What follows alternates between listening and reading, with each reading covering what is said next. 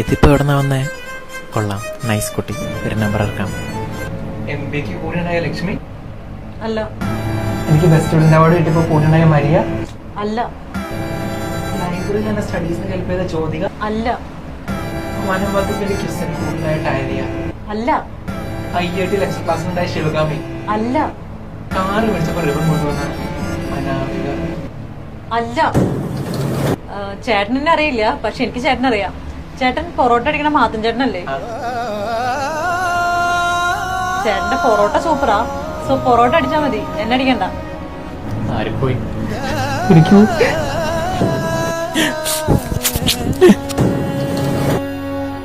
ചേട്ടാ സോറി, ചേട്ടന്റെ പൊറോട്ട ആക്ച്വലി സൂപ്പറാ. എന്നെ കൂടെ പഠിപ്പിക്കോ? അങ്ങനെയാണെങ്കിൽ നാളെ പഠിപ്പിക്കോ? ഓക്കെ.